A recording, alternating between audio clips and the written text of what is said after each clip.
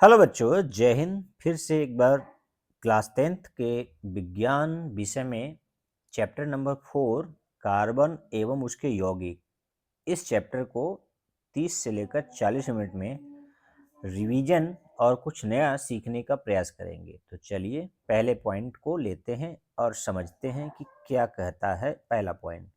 Carbon भू property में खनिजों जैसे कार्बोनेट, हाइड्रोजन कार्बोनेट, कोयला, पेट्रोलियम में केवल 0.02% होता है। यानी जितने भी यौगिक हैं या उसके अन्य स्रोत हैं उसमें कार्बन की प्रतिशत कितनी है? 0.02%। और वायुमंडल में कार्बन डाइऑक्साइड के रूप में कितना है? 0.3%। ठीक है। और यदि आप ग्रेफाइट और डायमंड में देखेंगे, ठीक है, तो उसमें कार्बन ही कार्बन है केवल, यानी वो कार्बन का ही अपर रूप है। चलिए और इसके बारे में जानकारी हासिल करते हैं। कार्बन यौगिक विद्युत के क्या होते हैं? अच्छे चालक नहीं होते। ये बात सच है। केवल ग्रेफाइट ही सुचालक है। ध्यान दीजिएगा, यहाँ पर यौगिक है तो यौगिक जो होते हैं, सहसंयोजक यौगिक होते हैं, वे अच्छे चालक नहीं होते। सही बात है। लेकिन जो ग्रेफाइट है वो केवल तत्व है। जी मतलब फॉर ग्रेफाइट, सी मतलब कार्बन। तो कार्बन ग्रेफाइट के रूप में क्या है? विद्युत का अच्छा सुचालक है। ठीक है। आगे, कार्बन की परमाणु संख्या कितनी होती है? 6 होती है। इसको किससे दिखाते हैं परमाणु क्रमांक को? जेड से। और जेड किसके बराबर होता है? प्रोटॉन के। और प्रोटॉन और इलेक्ट्रॉन जब बराबर होता है तो उसको क्या बोलते हैं? उदासीन परमाणु। तो उसका परमाणु क्रमांक कितना है? 6। तो ये पॉइंट नोट कर लीजिए, जेड बराबर पी बराबर ई बराबर 6। ठीक है। चलिए अगला पॉइंट, कार्बन के बाहरी कोष यानी जब के एल एम करते हैं, के एल एम, तो पहले कोष में कितना है? 2, दूसरे कोष में इसके 4। टोटल इलेक्ट्रॉन 6 है, लेकिन पहले कोष में कितना है? 2। और दूसरे कोष में कितना है? 4। इसलिए इसकी संयोजकता क्या कहलाती है? 4। ठीक है।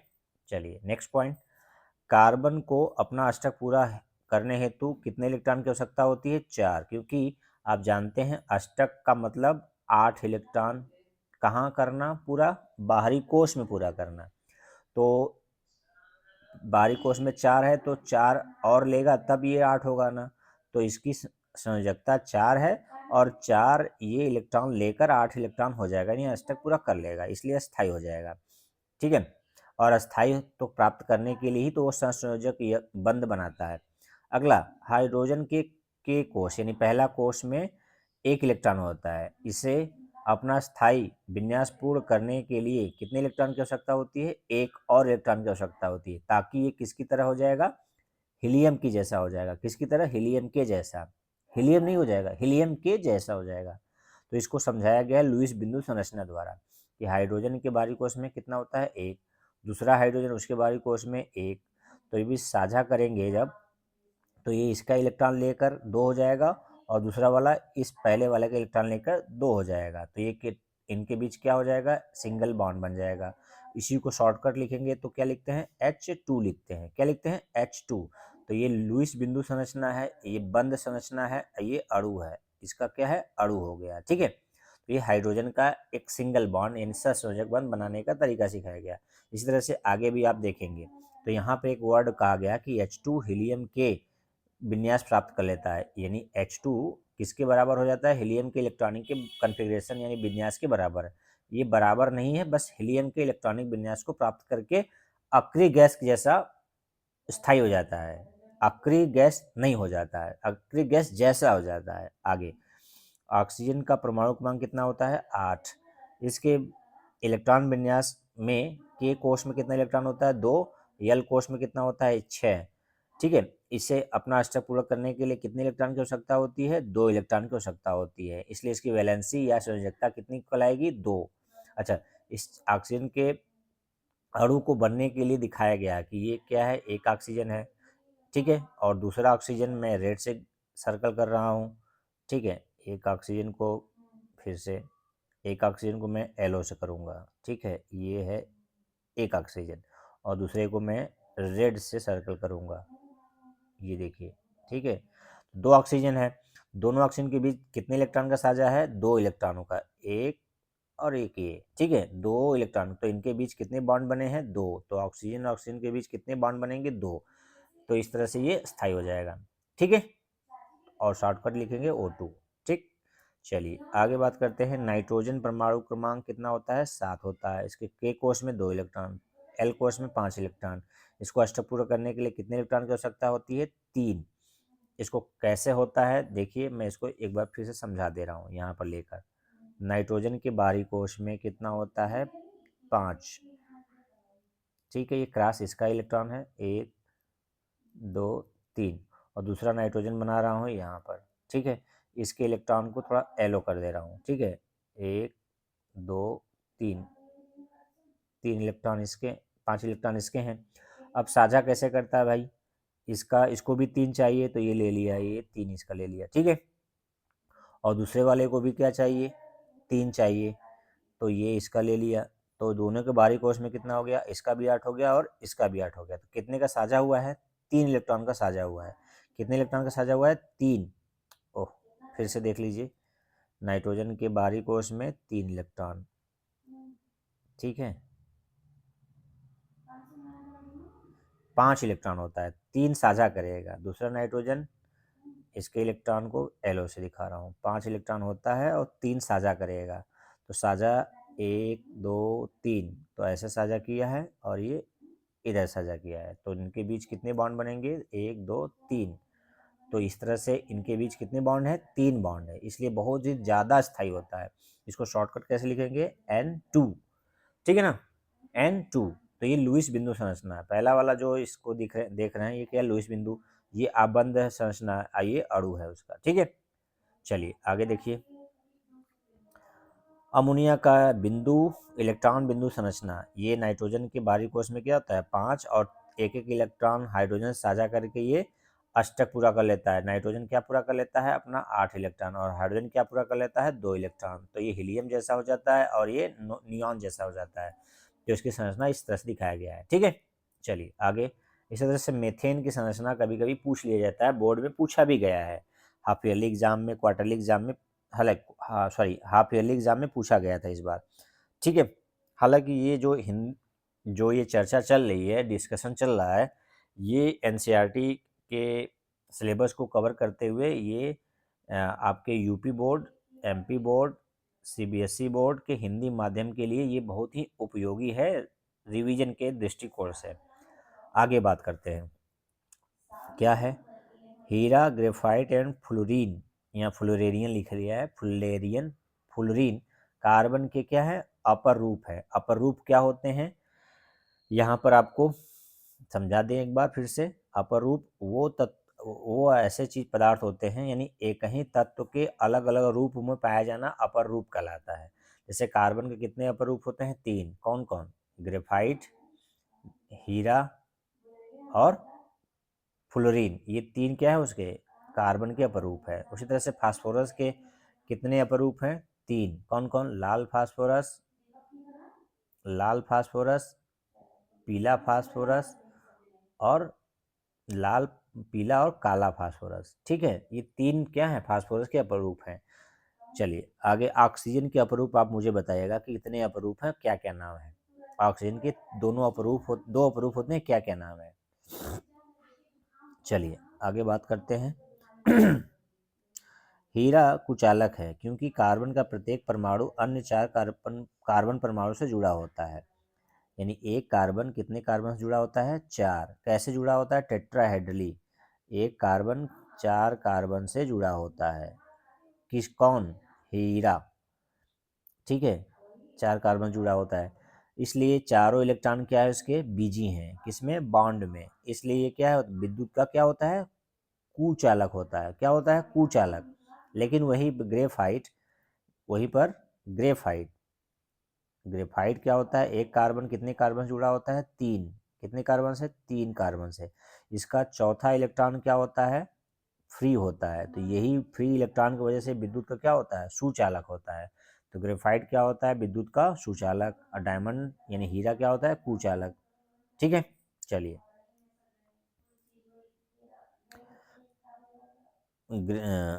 कार्बन की सर्वतोमुखी प्रकृति के बारे में बताया गया। सर्वतोमुखी मतलब विशिष्ट क्या बात किया है उसका कार्बन के बारे में जानिए।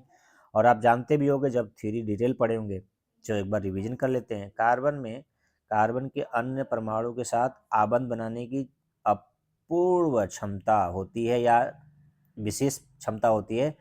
क्या करने की, एक लंबी श्रृंखला बनाने का गुण होता है, जिसे उसको क्या कहते हैं, कैटेनेशन या श्रृंखलन गुण कहते हैं।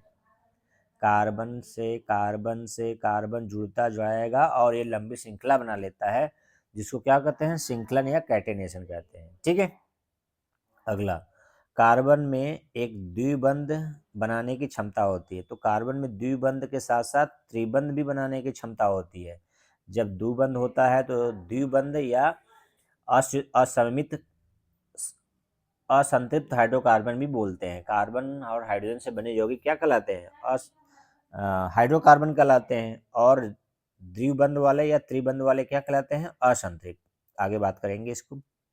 कार्बन की संयोजकता 4 होती है, पहले पढ़ चुके हैं। संतृप्त कार्बन यौगिक, जब कार्बन से अन्य परमाणु जुड़कर 4 एकल बंध बनाते हैं। कैसा, चारों ही क्या हो, सिंगल हो, तो उसको क्या बोलते हैं, कार्बन जो 4 बंध बनाएगा वो चारों ही सिंगल हो तो वो संतृप्त है, और उसमें कहीं द्विबंध या त्रिबंध आ गया तो वो असंतृप्त है। ठीक है ना। तो संतृप्त हाइड्रोकार्बन किसे कहते हैं, यहाँ पर वर्ड छूटा है, हाइड्रोकार्बन। ठीक है। जैसे में क्या दिखाया जा रहा है, एथेन, देखिए सिंगल बॉन्ड है ना सब में चारों तरफ। आगे, असंतृप्त हाइड्रोकार्बन किसे कहते हैं, जब कार्बन अन्य परमाणु से किसी पर द्विबंध या त्रिबंध होती है, उसे कार्बन, उस कार्बन को क्या कहेंगे, संयोजकता क्या होती है। देखिए फिर से सुन लीजिए, सीधा सीधा मतलब, कार्बन सिंगल बॉन्ड बनाएगा तो संतृप्त है, और कार्बन सिंगल के अलावा द्विबंध या त्रिबंध बनाएगा तो असंतृप्त है। ठीक है, ओके। और हाइड्रोकार्बन किसे कहते हैं, हाइड्रोकार्बन किसे कहते हैं, हाइड्रोजन और कार्बन से बने यौगिक हाइड्रोकार्बन कहलाते हैं। ठीक है।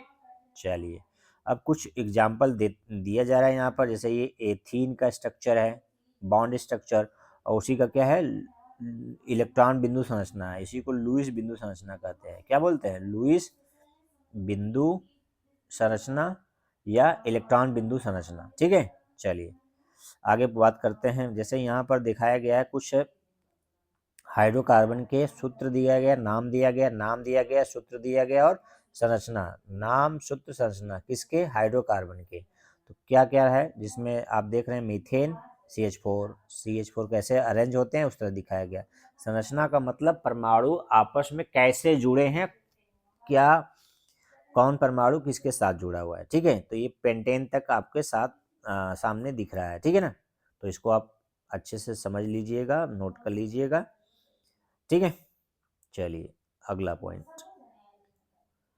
प्रकार्यात्मक समूह, फंक्शनल ग्रुप क्या होते हैं। जब संतृप्त यौगिक एवं असंतृप्त कार्बन यौगिक में से एक हाइड्रोजन या एक से अधिक भी हो सकता है को प्रतिस्थापित करके, प्रतिस्थापित मतलब हटाकर, विषम परमाणु से जुड़ा समूह जो यौगिक के विशिष्ट गुण प्रदान, यौगिक को विशिष्ट गुण प्रदान करते हैं, उसे क्या कहते हैं, क्रियात्मक या प्रक्रियात्मक समूह। मैं आप उसको शॉर्टकट आपको जल्दी से बता दूं दूसरे तरीके से अपने हिसाब से,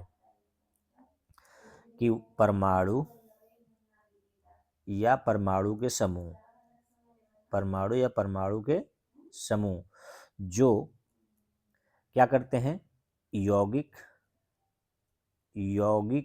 के रासायनिक, किसके, रासायनिक गुण को निर्धारित करते हैं। गुण को क्या करते हैं, निर्धारित करते हैं, निर्धारित करते हैं, उसे क्या कहते हैं, क्रियात्मक समूह। उसे क्या कहते हैं, क्रियात्मक समूह कहते हैं। क्या कहते हैं, क्रियात्मक या कार्यात्मक। इसको इंग्लिश में एक चीज याद रखिए, फंक्शनल ग्रुप। ठीक है, फंक्शनल ग्रुप क्या कहते हैं, फंक्शनल ग्रुप कहते हैं। ठीक है। तो आप फिर से समझ लीजिए, परमाणु या परमाणु के समूह जो यौगिक के रासायनिक गुण को निर्धारित करते हैं क्या कहलाते हैं, क्रियात्मक या प्रकार्यात्मक समूह कहलाते हैं। ठीक है। चलिए कौन कौन से प्रक्रियात्मक समूह आपके सिलेबस में निर्धारित हैं, कुछ नाम यहाँ दिए जा रहे हैं, जैसे हैलोजन। हैलोजन में कौन कौन, फ्लोरीन, क्लोरीन, ब्रोमीन और आयोडीन। ठीक है, ये है हैलोजन फैमिली, जिसको एक्स से डिनोट करते हैं, किससे, एक्स से दिखाते हैं। ठीक है, चलिए अगला है एल्कोहल, ROH। कभी कभी केवल OH लिखा रहता है, डैश रहता है, तो ओ डैश जो है बॉन्ड है, बॉन्ड छूटा रहेगा, उसके जगह पर कोई एल्किल समूह लग सकता है, तो ROH कहिए या OH, एल्कोहलिक समूह। ठीक है, इसके अलावा कौन सा है, एल्डिहाइड, तो उसको क्या लिख सकते हैं, RCHO। क्या लिख सकते हैं, RCHO। और उसी को खोल के लिखेंगे, यानी बॉन्ड कैसे है, तो ये देखिए C++OH। ठीक है, कभी कभी केवल CHO लिख देते हैं, क्या लिख देते हैं, केवल CHO, और यहाँ पे एक हाइफन लगा रहेगा। ठीक है, अगला है कीटोन, क्या है, C++O, यहाँ इसके 2 हाइफन लगा रहेगा या डैश लगा रहेगा, ये कीटोनिक ग्रुप है। और इसके अलावा सब बहुत फेमस है, क्या है, कार्बोक्सिलिक। तीसरा क्या है, कार्बोक्सिलिक अम्ल, COOH भी लिख सकते हैं डैश, या C++O, एक OH, तो ऐसे भी लिख सकते हैं, और नीचे वाले जैसे भी लिख सकते हैं, दोनों तरीके से लिख सकते हैं। तो ये सब क्रियात्मक समूह होते हैं, यानी जो परमाणु या परमाणु के समूह यौगिक के किसको क्या निर्धारित करते हैं, रासायनिक गुण को निर्धारित करते हैं। चलिए अगला है समजात श्रेणी या समजाति श्रेणी, इसी को होमोलॉगस सीरीज कहते हैं। क्या कहते हैं, होमोलॉगस सीरीज क्या होता है, ऐसे यौगिक, सीधी सीधी बात, ऐसे यौगिक जिनमें क्या हो, CH2 का अंतर होता है, एक कार्बन 2 हाइड्रोजन का अंतर हो, उसको क्या कहते हैं, होमोलॉगस सीरीज या समजातीय श्रेणी। ऐसे यौगिक जिनमें एक कार्बन 2 हाइड्रोजन का अंतर होता है, उसे हम समजात श्रेणी या होमोलॉगस सीरीज कहते हैं। ठीक है, जैसे में आप अभी ऊपर देखे हैं ना, ये देखिए सब समजात श्रेणी है। मीथेन में क्या है, एक कार्बन 4 हाइड्रोजन। एथेन में देखिए कितना कार्बन बढ़ रहा है, 1, हाइड्रोजन कितना बढ़ा है, 2। प्रोपेन में देखिए 3 कार्बन और हाइड्रोजन 8, तो अंतर कितने का है, 1 कार्बन और 2 हाइड्रोजन का।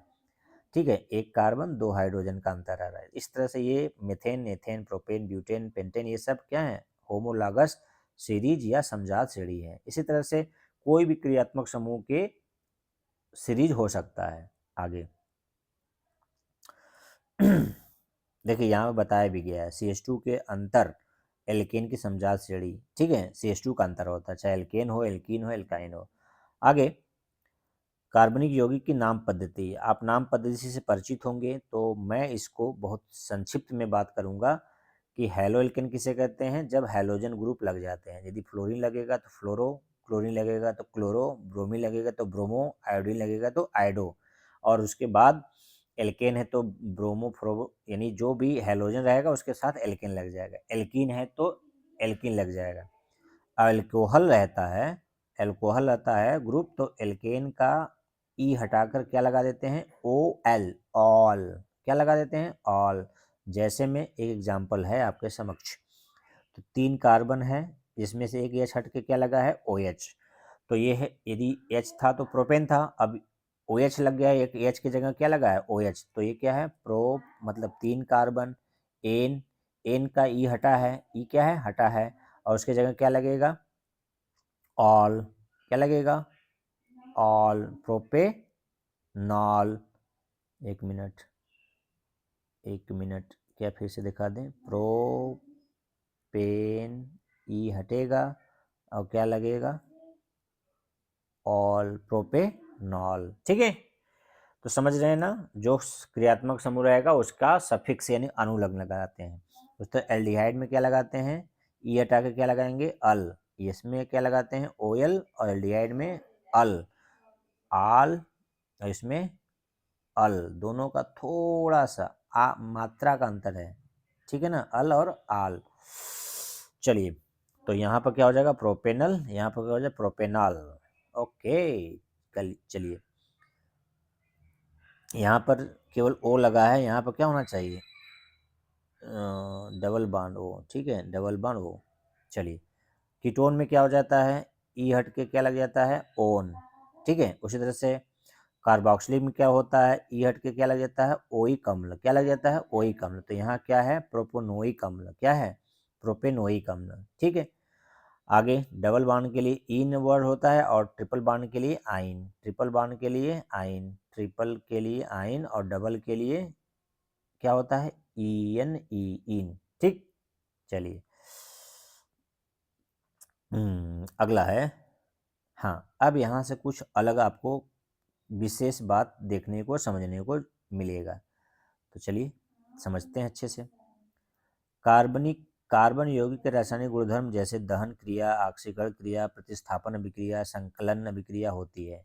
तो आपने ये पढ़ा होगा अच्छे से कि कार्बनिक यौगिक है तो उसमें दहन अभिक्रिया होती है, ऑक्सीकरण होती है, प्रतिस्थापन होती है और संकलन अभिक्रिया मतलब संयोजन अभिक्रिया। ठीक है, ये सब होती रहती है या होती है, तो इसकी कार्बनिक यौगिक की पहचान है, ये कह सकते हैं। दहन अभिक्रिया में क्या होता है, कार्बन के सभी अपरूप ऑक्सीजन से दहन करके ऊष्मा एवं प्रकाश और CO2 देते हैं। कार्बन के जितने भी अपरूप हैं, चाहे वो ग्रेफाइट हो, डायमंड हो या हीरा, अरे हीरा या डायमंड एक ही चीज़ है। C60 फ्लोरीन जलेगा तो क्या होगा, CO2 बनाएगा और क्या देगा, प्रकाश देगा, ऊष्मा देगा। ठीक है, अगला कार्बन का दहन दिखाया गया तो क्या बनेगा, CO2 ऊष्मा प्रकाश। मीथेन जलेगा, CO2 पानी और ऊष्मा प्रकाश। एथेनॉल यानी एल्कोहल जलेगा, CO2 पानी और ऊष्मा और प्रकाश। संतृप्त हाइड्रोकार्बन सामान्यतः स्वच्छ ज्वाला से जलते हैं।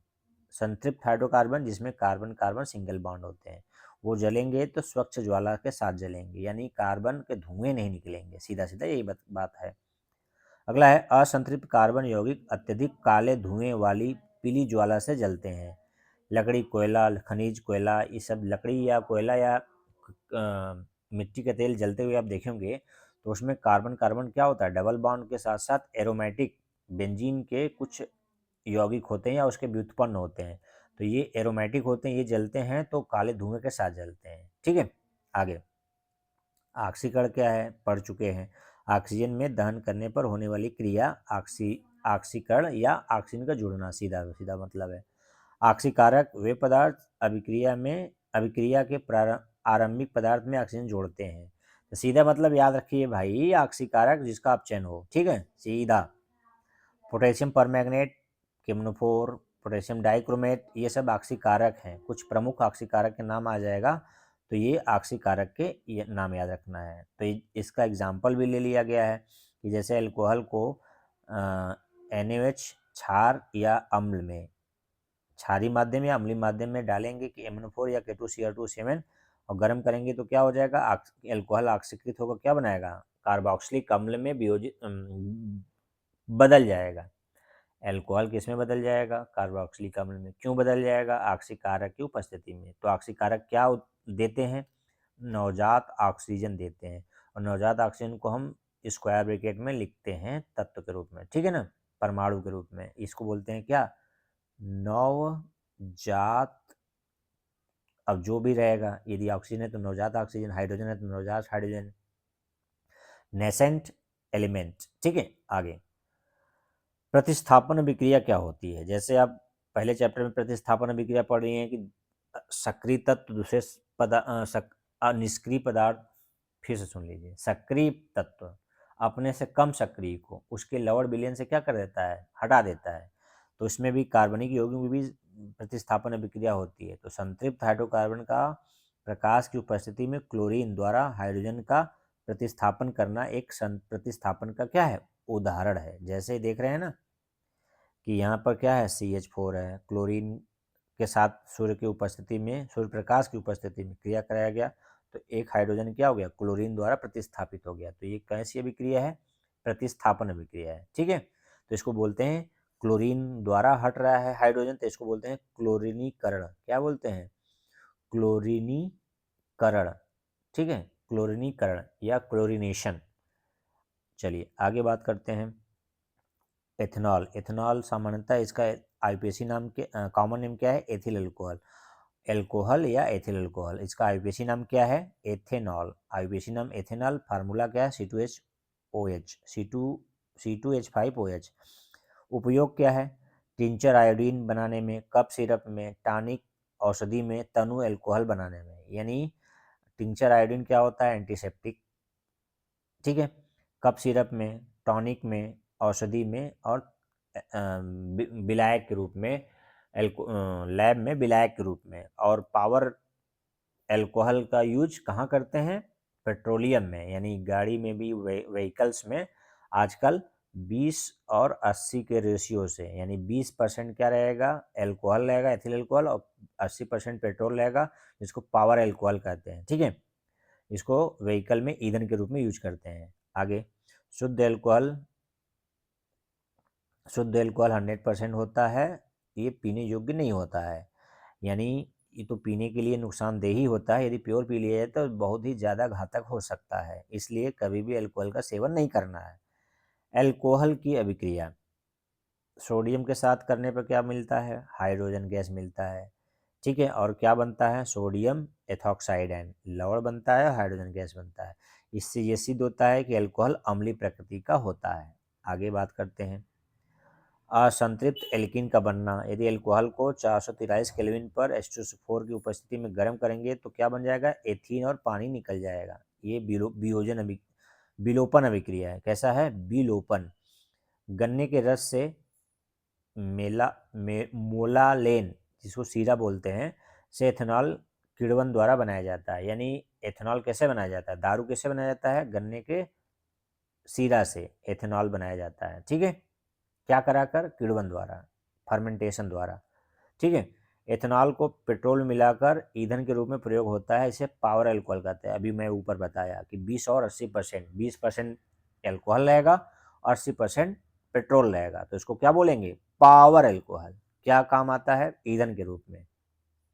और आप कमेंट बॉक्स में लिखेंगे कि पावर अल्कोहल से क्या फ़ायदा होगा, माइलेज ज़्यादा देगा या सस्ता पड़ेगा, ठीक है। अगला, एथनोइक अम्ल, CH3COH, सामान्य नाम क्या है? एस्टिक अम्ल। इसको सिरके का अम्ल भी कहते हैं। इसमें 3 से 4% बिलियन एथनोइक अम्ल होता है। ये दुर्बल अम्ल की तरह काम करता है, ठीक है। अब एथनोइक अम्ल की रासायनिक अभिक्रिया देख लेते हैं। क्या करता है भाई? एस्टरीकरण कर सकता है, किसके साथ? अल्कोहल और कार्बोक्सिलिक अम्ल मिलाएंगे तो क्या बनता है? एस्टर और जल बनता है। इसको अभिक्रिया, ये बहुत ही महत्वपूर्ण अभिक्रिया है, ये नोट कर लीजिए, अच्छे से तैयार कर लीजिए, ये आ रहा है, दौड़ के चल दिया है, पहुंच जाएगा बोर्ड एग्जाम में, ठीक है। तो एस्टिक एसिड, एथेनॉल, सांद्र H2SO4, एस्टर और पानी, ये घटना क्या कहलाता है? एस्टरीकरण। क्या कहलाता है? एस्टरीकरण। क्या होता है? एस्टर का बनना। एस्टर कैसे गंध होते हैं? फलों की सुगंध वाले एस्टर होते हैं। यानी एस्टर का जो गंध होता है, सुगंध, वो फल के जैसा होता है, जैसे आर्टिफिशियल फ्लेवर बनाने में इस्तेमाल किया जाता है। एस्टर का उपयोग इत्र बनाने में होता है। साबुनीकरण क्या कहलाता है? जब क्षार NaOH एस्टर से क्रिया करके अल्कोहल और सोडियम लवण बनाते हैं तो इस अभिक्रिया को साबुनीकरण कहते हैं। फिर से सुन लीजिए, जो एस्टर बना है ना, इसको सोडियम हाइड्रोक्साइड के साथ या पोटेशियम हाइड्रोक्साइड के साथ क्या कराएंगे? गर्म करेंगे तो क्या बनाएगा? सोडियम या पोटेशियम के लवण बनाएगा। और ये घटना क्या कहलाएगा? साबुनीकरण। क्यों? क्योंकि इस घटना में जो सोडियम या पोटेशियम लवण बनेंगे वो साबुन होते हैं। क्या होते हैं? साबुन बनते हैं, इसलिए इसको बोलते हैं साबुनीकरण, ठीक है। चलिए, ये देखिए एग्जाम्पल दिखाया गया कि एस्टर है ना, इसको NaOH से क्रिया कराया गया तो क्या बना है? एथेनॉल बना है और सोडियम एसीटेट बना है, सोडियम एसीटेट। तो ये साबुन के बनाने की प्रक्रिया जैसा है समीकरण, इसलिए इसको बोलते हैं साबुनीकरण। ये साबुन नहीं है, क्योंकि साबुन तो बड़े बड़े कार्बोक्सिलिक अम्ल के लवण होते हैं, ये तो 2 कार्बन का एस्टिक एसिड एसीटेट है, सोडियम एसीटेट। लेकिन यही प्रक्रिया औद्योगिक स्तर पर की जाती है या कराई जाती है, इसलिए इसको साबुनीकरण की अभिक्रिया कहते हैं, ठीक है ना। क्षार से अभिक्रिया, NaOH और एस्टिक एसिड मिलाएंगे तो क्या बनेगा? सोडियम एसीटेट और पानी, ठीक है। ये न्यूट्रलाइजेशन अभिक्रिया कहलाएगी। कार्बोनेट एवं हाइड्रोजन कार्बोनेट से क्रिया कराया जाएगा यदि एस्टिक एसिड का, तो क्या क्या बनेगा? CO2 बनेगा, पानी बनेगा, लवण बनेगा, ठीक है। तो ये कहलाती है डीकार्बोक्सिलेशन, ठीक है ना। देखिए, एस्टिक एसिड को सोडियम कार्बोनेट में डालेंगे, फिर से सुन लीजिए, एस्टिक एसिड में सोडियम कार्बोनेट या सोडियम बाइकार्बोनेट ऐड करते हैं, के साथ क्रिया कराते हैं, तो सोडियम एसीटेट लवण बनेगा, पानी बनेगा और CO2 बहुत तेज़ी के साथ निकलेगा। ठीक है, इसी को बोलते हैं इफरवेसेंस या बुदबुदाहट। बहुत तेज़ी के साथ CO2 निकलता है। ये एक्सपेरिमेंट आप अपने टीचर के उपस्थिति में लैब में करके देख सकते हैं। ठीक है ना। अगला, साबुन क्या होते हैं? ये लंबी श्रृंखला वाले कार्बोक्सिलिक अम्लों के सोडियम या पोटेशियम लवण होते हैं। ये लंबी श्रृंखला वाले कार्बोक्सिलिक अम्लों के सोडियम या पोटेशियम लवण होते हैं। ये याद कर लीजिए, आ रहा है क्या? आ रहा है। ठीक है। अगला, साबुन का आयनिक भाग जल से क्रिया करता है और साबुन का कार्बनिक श्रृंखला तेल से भी क्रिया करता है। और जो आयनिक भाग होता है उसे बोलते हैं हाइड्रो, क्या कहते हैं? हाइड्रोफिलिक। क्या कहते हैं? हाइड्रोफिलिक। क्योंकि ये किससे लब करता है? फिलिक का मतलब लब होता है। लब मतलब किससे करता है? हाइड्रो मतलब पानी, पानी से लब करता है, इसलिए हाइड्रोफिलिक पार्ट है। और जो तेल पार्ट है साबुन का, वो तेल से, तेल पार्ट, टेल, टेल मतलब पूंछ, किससे क्रिया करता है? तेल से। ठीक है ना। तो टेल तेल से और हेड पानी से, और ये, ठीक है। और दोनों की परस्पर क्रिया से क्या निर्माण होता है? मिसेल्स निर्माण होता है। ये पानी में इमल्सन बनाता है और कपड़े साफ होते हैं। यानी आपको एक लाइन में बता दूं, साबुन मिसेल निर्माण द्वारा कपड़े की सफाई करता है। ठीक है, ओके। ये पानी में इमल्सन, कार्बन एक सर्वोत्तमुखी तत्व है जो सभी जीवों एवं हमारे उपयोग में आने वाले वस्तुओं का आधार है। ये सब जनरल बात है। कार्बन की चतुस्संयोजकता एवं श्रृंखलन प्रकृति के कारण यह कई यौगिकों बनाता है। अपने अपने बाहरी कोशों को पूर्ण रूप से भरने के लिए दो परमाणुओं के बीच क्या होता है? इलेक्ट्रॉन की साझेदारी से सहसंयोजक आबंध बनता है। अगला है, कार्बन अपने या दूसरे तत्वों जैसे hydrogen, oxygen, sulphur, nitrogen nitrogen chlorine सहसंयोजक आबंध बनाता है। यानी कार्बन सबके साथ जुड़ जाता है। हाइड्रोजन हो, नाइट्रोजन हो, सल्फर हो, फास्फोरस हो, क्लोरीन हो, सबके साथ क्या करता है? दोस्ती करता है। ये दोस्ती का नाम है सहसंयोजक। ठीक है ना। तो ये पॉइंट हो गया भाई। चलिए कुछ पॉइंट और बचे हैं, जल्दी से देख लेते हैं। कार्बन ऐसे यौगिक भी बनाता है जिसमें कार्बन परमाणु के बीच द्विबंध या त्रिबंध होता है। कार्बन की यह श्रृंखला सीधी, शाखा युक्त या वली किसी भी रूप में हो सकती है। कार्बन की श्रृंखला बनाने की क्षमता के कारण यौगिकों की एक समजातीय श्रेणी उत्पन्न होती है जिसमें विभिन्न लंबाई वाले कार्बन श्रृंखला से समान प्रकारात्मक समूह जुड़ा होता है। एल्कोहल, एल्डिहाइड, कीटोन, कार्बोक्सिलिक अम्ल जैसे समूह कार्बन यौगिकों को अभिलाक्षणिक गुण प्रदान करते हैं। अगला है, कार्बन और उसके यौगिक हमारे ईंधन के प्रमुख स्रोत हैं। कार्बन यौगिक एथेनॉल एवं एथेनोइक अम्ल का हमारे दैनिक जीवन में काफ़ी महत्व है। क्या क्या बनाने में? अरे एल्कोहल का भी बताएं ना, पेट्रोल मिलाकर ईंधन के रूप में, दवा बनाने में, विलायक के रूप में। ठीक है। और एस्टिक एसिड का तो रिएजेंट के रूप में होता ही होता है, एस्टर बनाने में होता है। ठीक है। और भी बहुत सारे यौगिक बनाने में। ठीक है।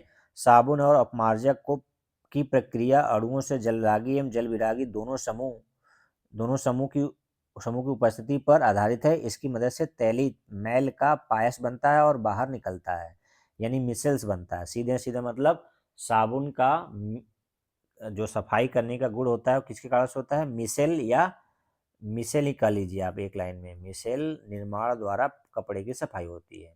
ठीक है।